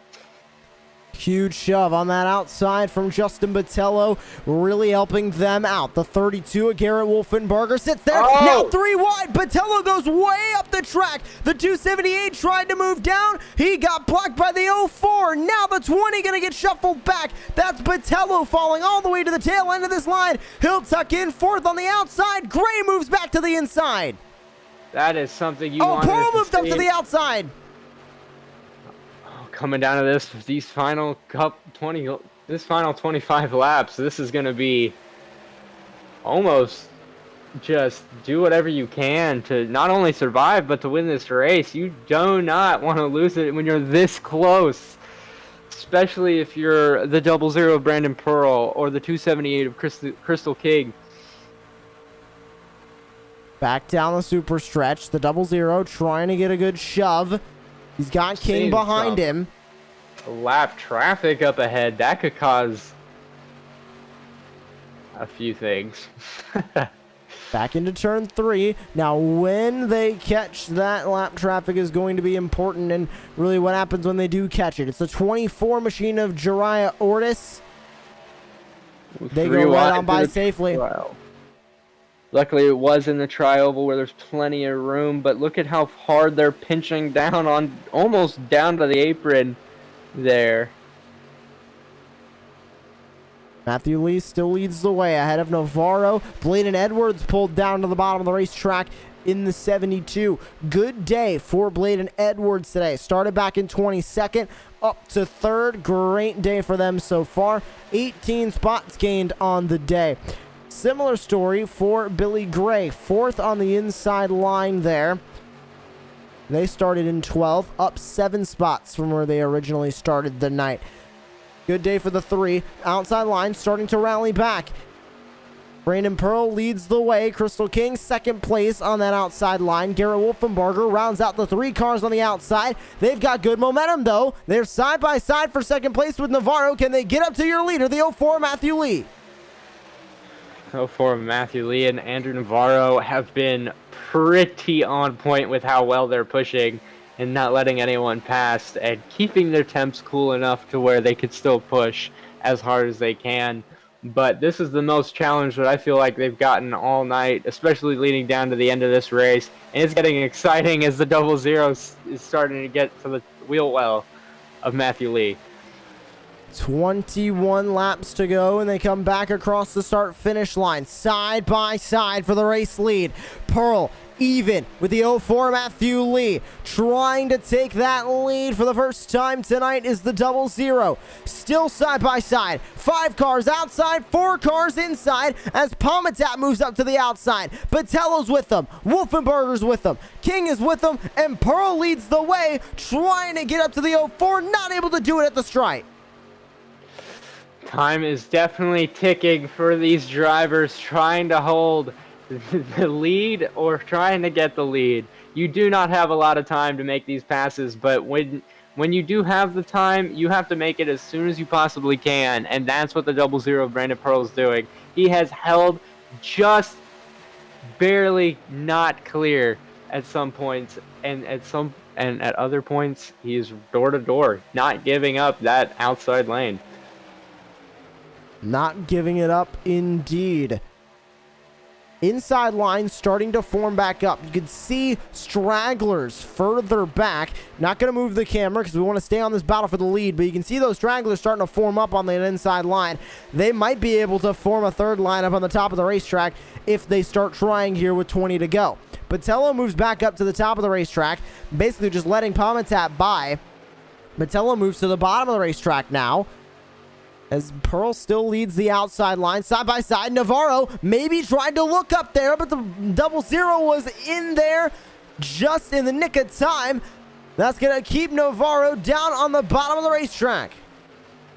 Yeah, if you're Matthew Lee, you definitely don't want Navarro to be clear at all. He is definitely a strong driver. However, when he does get clear, he's going to wait for that run. Wait for the last possible moment to go high and take it and try to run with it. But he didn't do it this time. He's just barely clear. But it's a great battle nonetheless. It's making for some exciting racing here at Talladega. Can Brandon Pearl catch up in time? His gap to the race leader, you can see it there, is only about a 1/10 of a second. How much will it close coming down the super stretch? This is where that outside line has the best advantage to pass the inside line. It goes under a 1/10, but doesn't go under 8/100ths of a second. They need a faster closing rate on these straightaways if they want a chance at taking that lead over from the 04. We know they're not going to pass them going through the corner. They need to utilize the straightaways. Not enough help on that outside if there's only 3 cars. That outside lane only having 3 cars is definitely hurting him. You would think that more people would jump up there to see. Contact! Oh! Multiple cars around. Wolfenberger, Palmitat, King. More involved as they go spinning on the front straightaway. Caution comes out.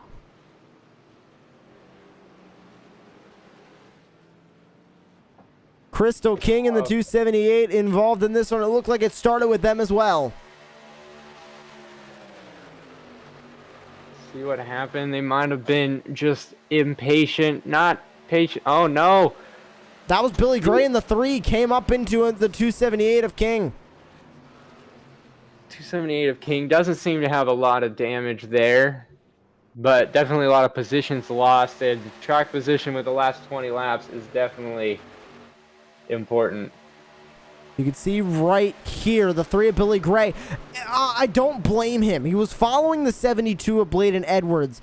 Edwards looked like they came just slightly up the racetrack right there. Gray tried to follow him to make sure he stayed in line.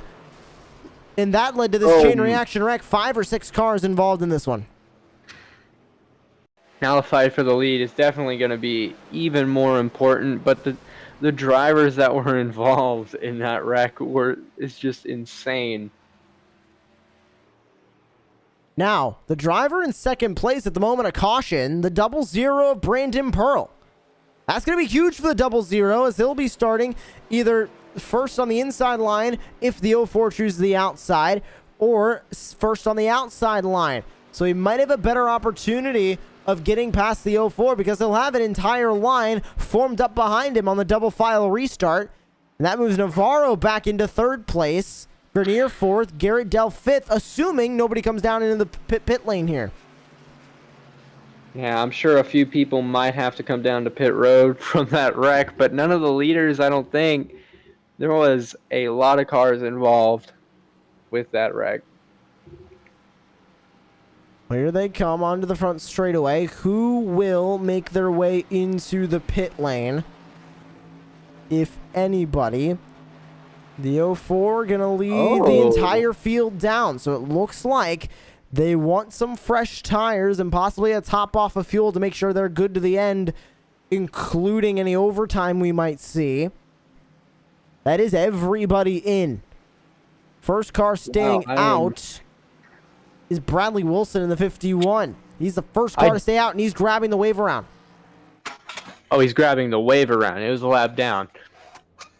I am kind of surprised that no one... Navarro wins the race off pit road again! No, he didn't. Lee got it. Wow. See, what is it? The advantage you have from having that number 1 is just insane. But look at the grip. Just barely spins the tires and accelerates. Oh! Grabbing another look at it. Here, we'll go about half speed here. It looked incredibly close at the line. I think he got him. I think Navarro did win that. And Navarro, that's why he's in the lead. So Navarro did get it coming off of the pit lane. An epic race off of the pit road once again, and Navarro wins it once again. So he'll start at the front of the field. Wow. Brandon Pearl might have just took a little bit too much time on pit road, as Justin Patella might have gotten a chance in the top. Now he's in the top 3. So it's going to be an exciting final, maybe 13, 14 laps? It is 2 to go back to green. We'll go back to racing with 14 laps to go. We'll grab a quick break here on Racecraft TV. Green flag action when we return in the Miracle Project charity race live here on Racecraft TV. Don't go anywhere because it's more green flag action from the virtual Talladega right after this.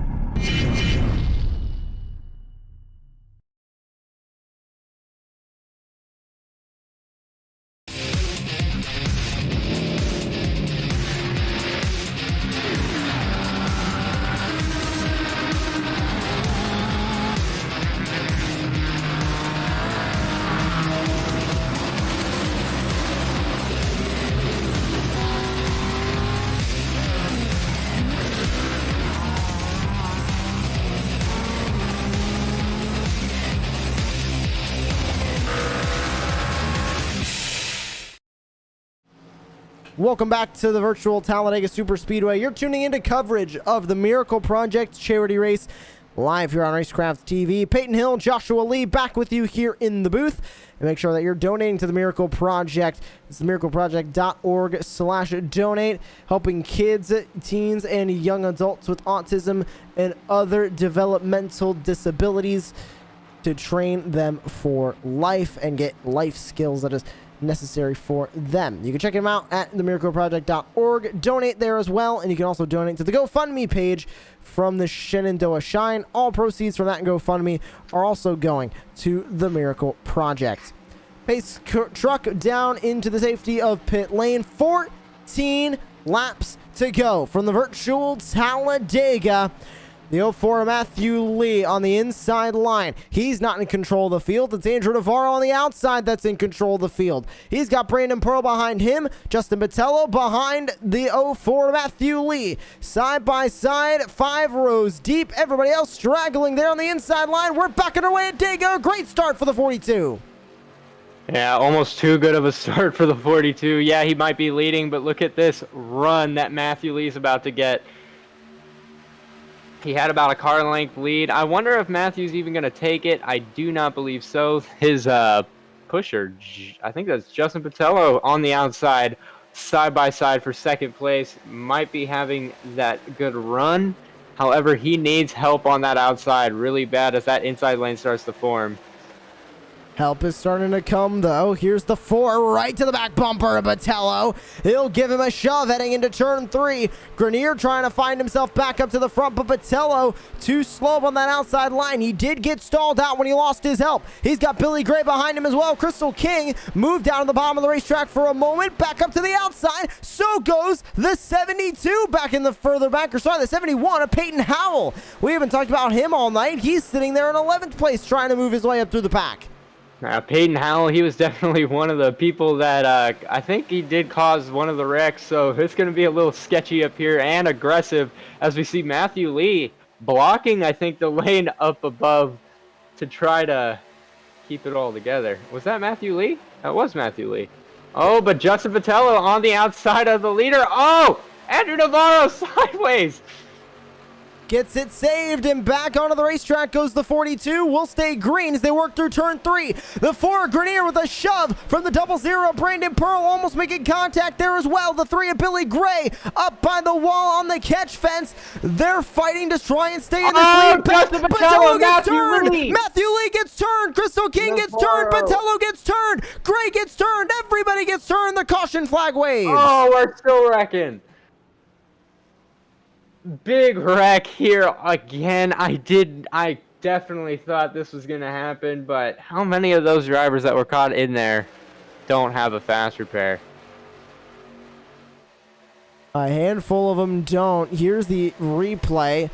Matthew Lee was trading around a little bit on the bottom of the racetrack. That sent Botello around.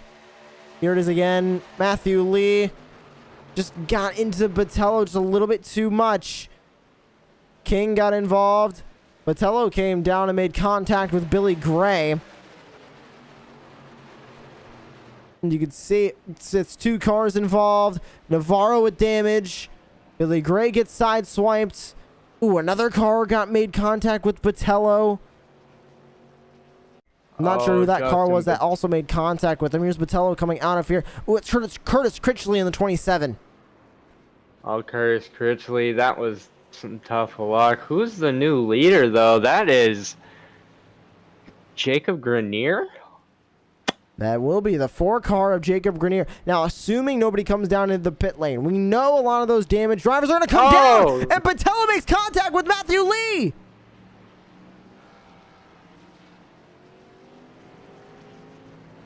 I don't want to call anything, but I think that might be some tempers flaring here at Talladega.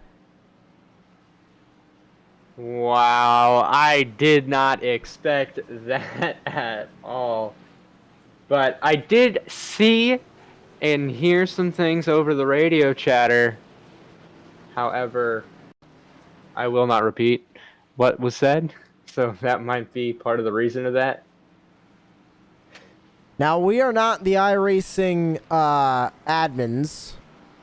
or anybody at iRacing to make a call on if that is intentional or not. All we will say as broadcasters is, we know what happened a lap ago, and that steering wheel turned pretty sharply over to the inside. Again, we're not inferring anything, just reporting on what we are seeing here.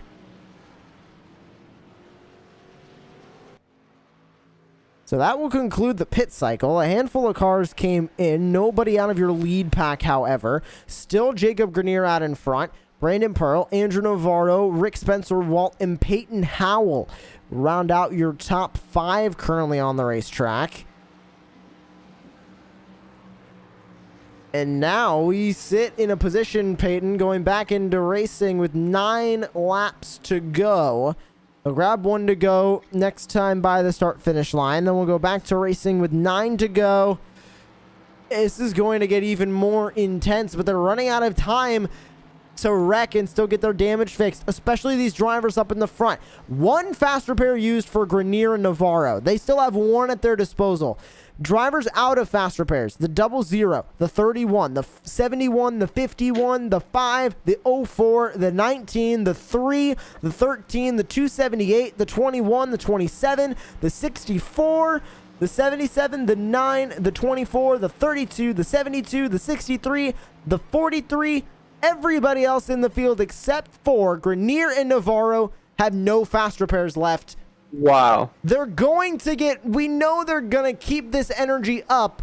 They're going to be racing like it's the last lap, even before it's the last lap. But they got to be careful, because one big one up at the front of this field can easily take out a lot of fast race cars. Yeah, it's not only a lot of fast race cars, but almost the entire field, especially if they don't have fast repairs left. Track position is going to be huge with these last 10 laps to go, or 9. And I am just in awe on what just happened. Well, lights out on the official iRacing pace truck, so we will be going back to racing this time. Field getting back double file. And with 9 to go, I think it's safe to assume, Peyton, the racing has only just begun. And it's been a good day so far here at Talladega, but in these final 10 laps, it's going to reach a crescendo, and it's going to reach it fast. Yeah, it's not only is it going to reach it very quickly, but I don't think it'll ever stop. It's going to be so aggressive from here on out, and everyone's going to be fighting for position. That one car that gets loose in the tri-oval, you are not lifting for them. You are going around. Very minimal mistakes are going to be needed here. Well, the field working down the Alabama Gang super stretch. They'll head back into turns 3 and 4 and come back around to take the green flag. Only a handful of restarts remain tonight. We do have overtime available to us if it is needed. For the first time in a long time tonight, it's Jacob Grenier back in control of the field. Started in 3rd, ran up front earlier on tonight. He's back up here. Look at the front end damage of Andrew Navarro. Just noticed it. A lot of front end damage there. There you can see it. Front end damage all over that machine. That's gotta hurt him when he's shoving the car in front. Yeah, not only when shoving the car in front, but he could have a little bit of engine damage from that, which could cause him to go a little bit slower than he needs to. So I don't think the 4 is going to have much of a chance when it comes to having a push partner. But I'm worried a little bit more about that, Peyton, is punching a hole in the radiator. His temps could skyrocket. As well as that, too. Very true with that one. Side by side, 2 by 2, the entire field here at Talladega. Heading on to 9 laps to go in Lincoln, Alabama. On the lap pedal goes Grenier. We're back underway. They roar towards turn number 1. The 0-0 on the outside line. That's Brandon Pearl trying to make something happen up there. Nobody on the outside line yet, though, to aid him. Here comes the 51. The 0-0 moves down. Gives a block to the 31 to Rick Spencer Walt. Now everybody down the bottom of the racetrack as they head to the super stretch. Yes, very close call there for the 31 and the 0-0. But look at Matthew Lee on the outside trying to make it work. Is that Matthew Lee? I believe that is Matthew Lee. His car looks very similar to a few others. That is Matthew Lee up on the outside in the 04. Shuffling around for the lead. That's Jacob Grenier.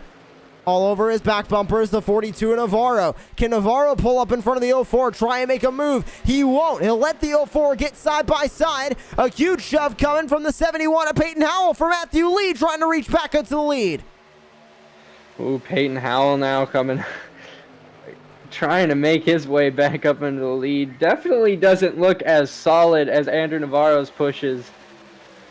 Getting a little dancing around, but side by side for the lead, coming through turns 1 and 2 down this big super straightaway.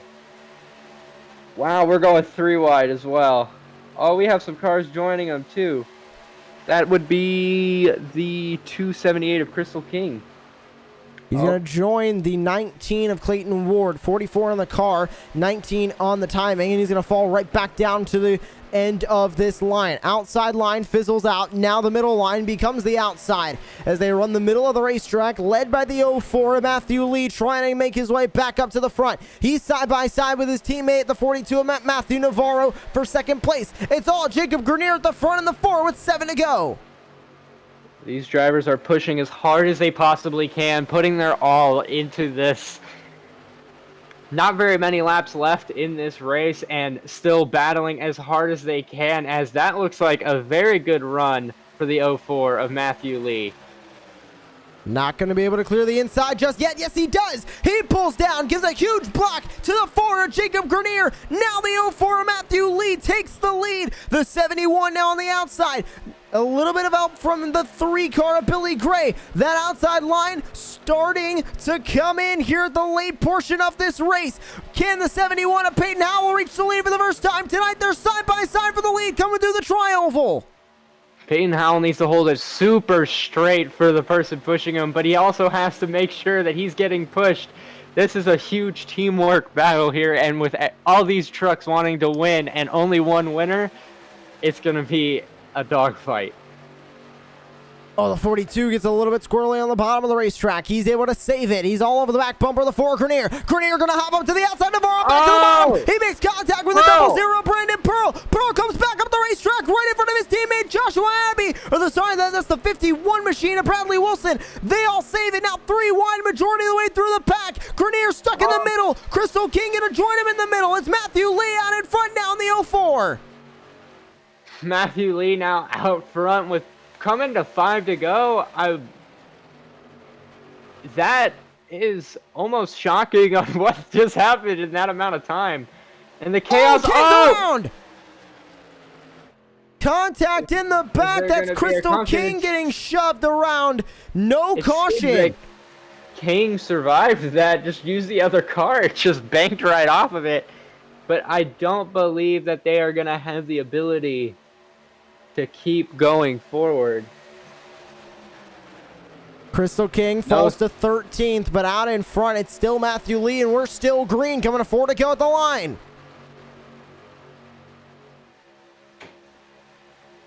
Side by side for second place. You can see Andrew Navarro on the inside. That's now on the outside line. Leading the way, it's Curtis Critchley in the 27. The 71 of Peyton Howell all over his back bumper. Lapped car in front as the field is 2 by 2. Grenier looks to the outside. They might go 4 wide. They did for a moment. They settle it back to 3 wide. Is leading the outside line. That's Bradley Wilson trying to make something happen. Grenier makes contact. Grenier into the wall. Did Grenier blow his motor off of that hit on the wall? I don't think this inside lane... This middle lane is definitely not showing the strength of that bottom lane, but they're pushing so hard they're getting all sideways coming off of these corners. 3 wide for the race lead. Critchley middle, Lee bottom. On the outside, that's Brandon Palmitat. They're battling for the lead here at Talladega with 4 to go, 3 to go, and they come across the stripe this time. The 42 of Navarro all over the back bumper of Matthew Lee. They're trying to make something happen. The 71 of Peyton Howell all over the back bumper. The 21 in the middle line. They're trying to make something happen as well with Critchley. Outside line, just the duo of Brandon Palmitat and Bradley Wilson. They fall a little bit down the order, but here comes now to their aid Clayton Ward in the 19. 3 cars outside, 3 cars middle, 4 cars inside as they work back to the super stretch. I am sitting on the edge of my seat. I can't even... This is difficult to even commentate, but this side-by-side action is insane. Not even giving an inch. The aggression from these drivers, from how hard they're pushing and from how hard they're driving these cars. They have to watch their temps. If one blows up, that could be it for half the field right here.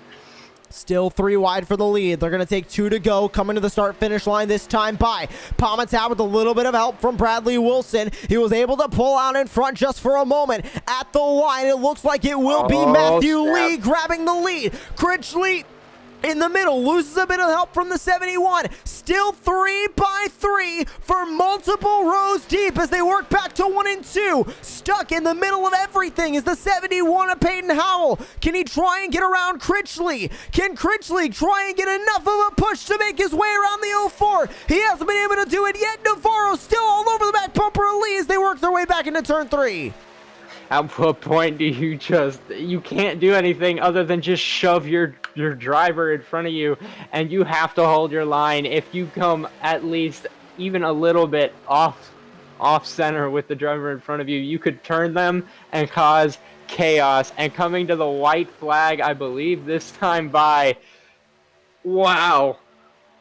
1 lap to go. 1 lap to settle it from Talladega. Huge contact, huge wreck, multiple cars spinning up front, Palmitat involved, multiple others up front. No caution flag flies. They did take the white flag. They will race back to the checkered. Up front, it's Matthew Lee. Behind him, Andrew Navarro. Can Rick Spencer, Walter, Brandon Pearl hook up and try and grab it? Coming to the checkered flag this time by, leading the way up front, it's Matthew Lee in the 04. Andrew Navarro in second place in the 42.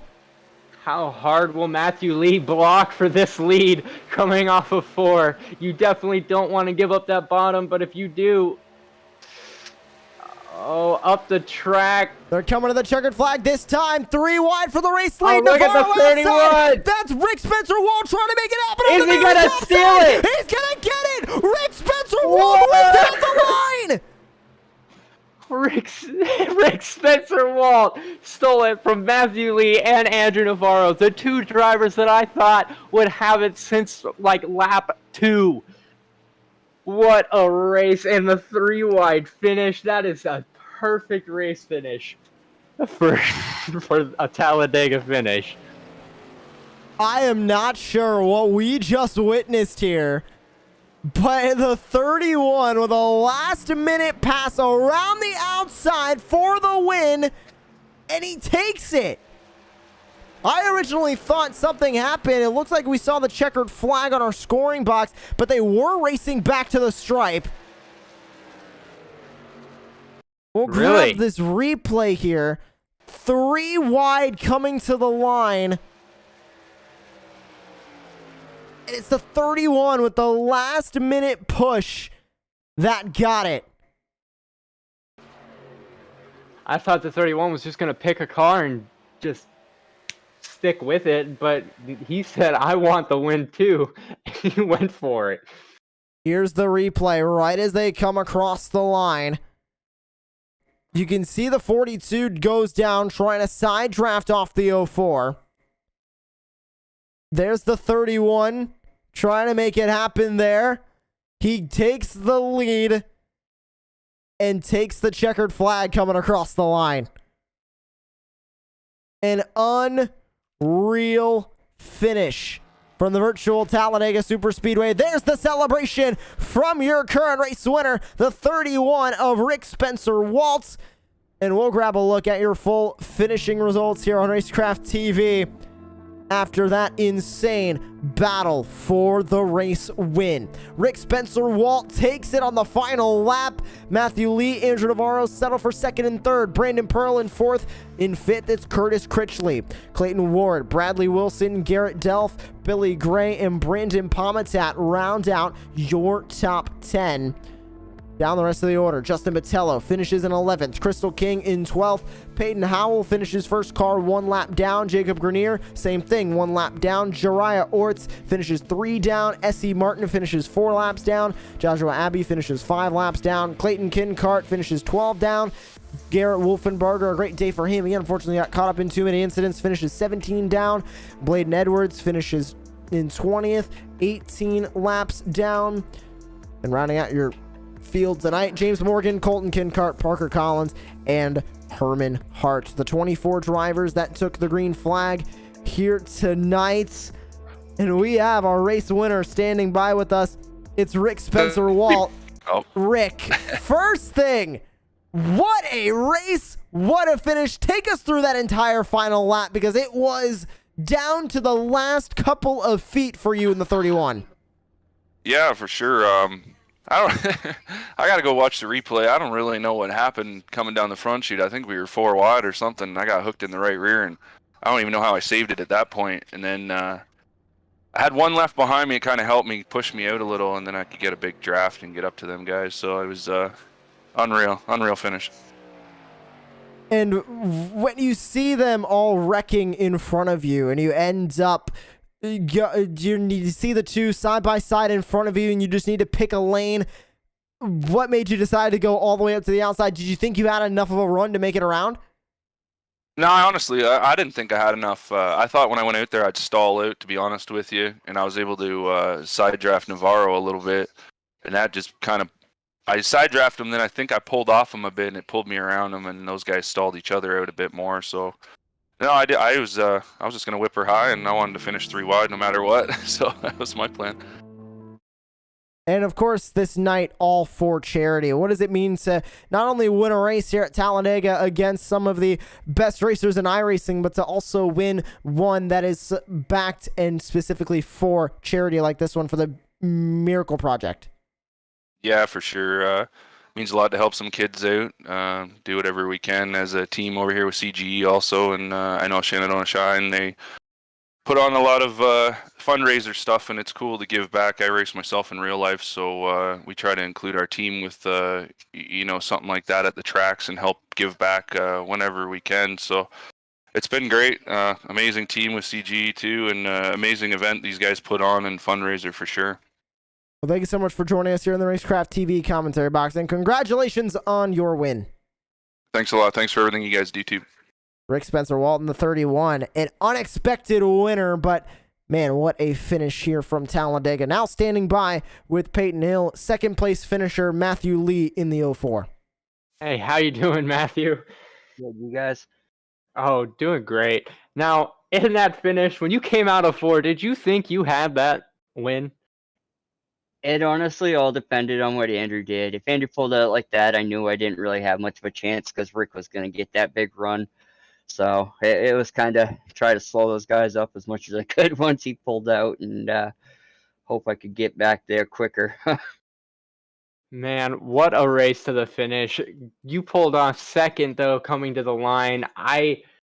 Take us through that final lap, watching the field die behind you, like wrecking on that final lap. Did you think that you could have had it from there? Like I said, it just depended on Andrew. When I saw him in the mirror, and I saw that Rick was as far back as he was, I knew he was going to have a big run coming to us. I mean, especially when Andrew pulled out, it was really it's just a matter of time of when Andrew pulled out to how much it slowed us down getting to the tri-oval. So yeah, glad to see him win. That was fun. Well, before I let you go, is there anyone you want to thank? Yeah, first of all, I got to thank Martin Sports and Garrett for putting this on. Great event.